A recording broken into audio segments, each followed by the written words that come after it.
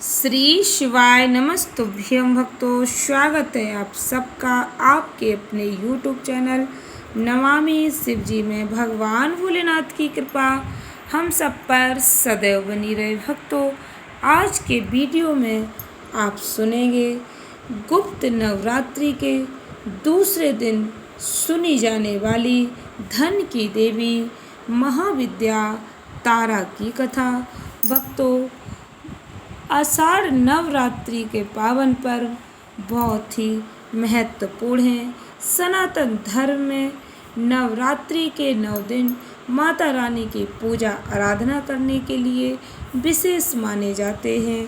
गुप्त नवरात्रि की दूसरी शक्ति है माता तारा देवी। या देवी सर्वभूतेषु शक्ति रूपेण संस्था। नमस्तस्यै नमस्तस्यै नमस्तस्यै नमो नमः। भक्तों, माता तारा देवी को धन की देवी कहा जाता है। तारा देवी को प्रसन्न करने के लिए माँ का सम्मान करना चाहिए। माता रानी के माँ स्वरूप की सम्मान करना चाहिए।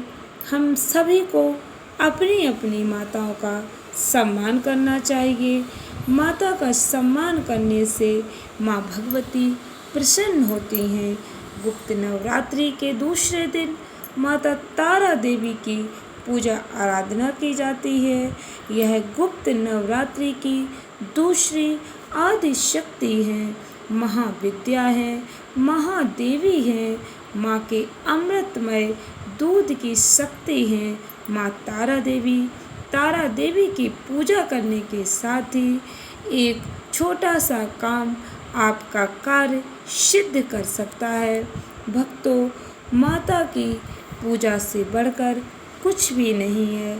सबसे बड़ी पूजा माँ की सेवा है।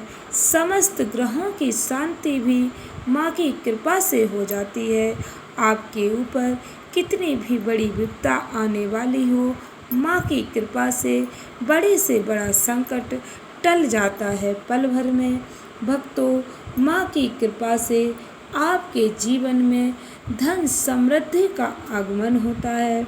माता की कृपा से समस्त ग्रहों की शांति होती है।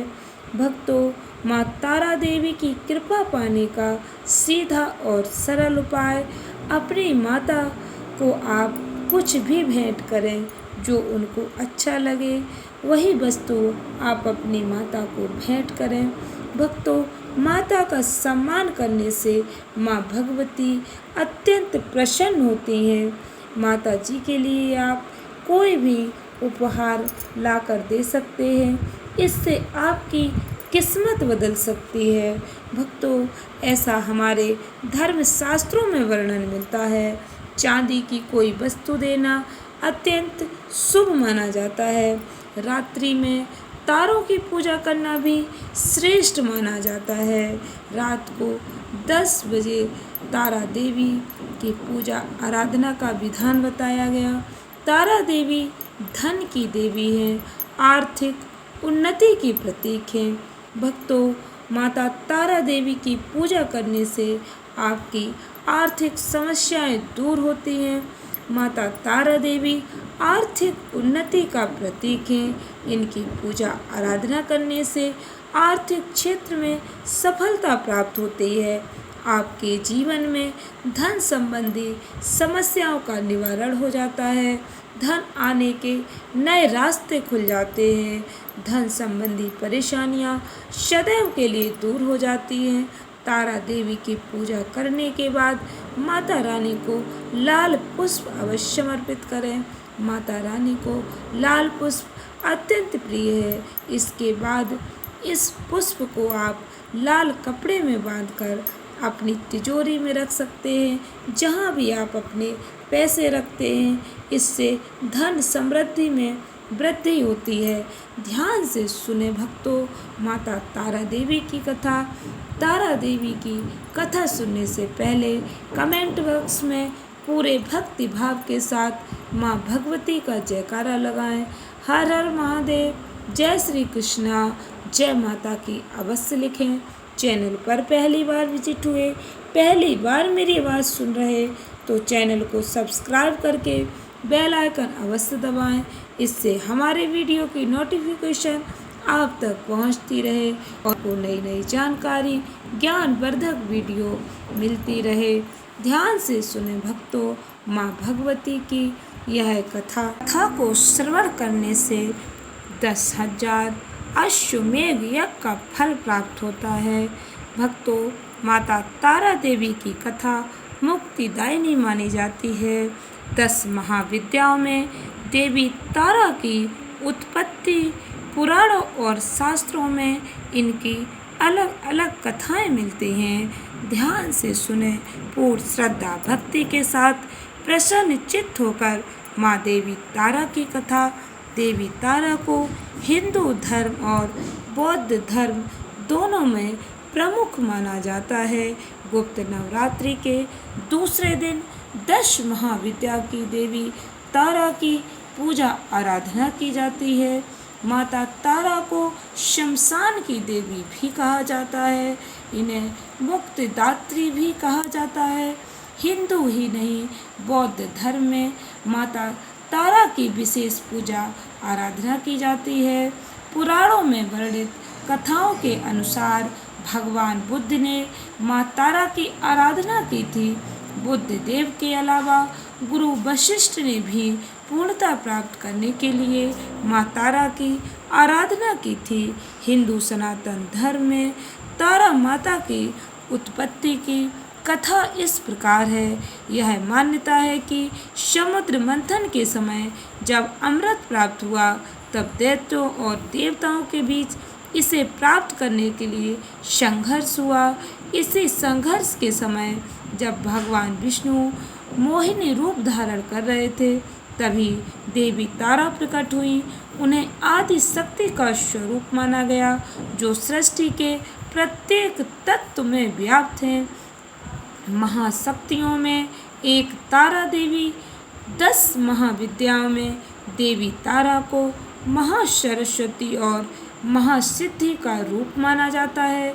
कथाओं के अनुसार यह कहा जाता है जब सृष्टि का विनाश हो रहा था, चारों ओर अंधकार छा गया, तब माता तारा देवी अपने शक्तिशाली रूप में प्रकट होकर ब्रह्मांड को नष्ट होने से बचाया और पुनः सृष्टि का सृजन किया था।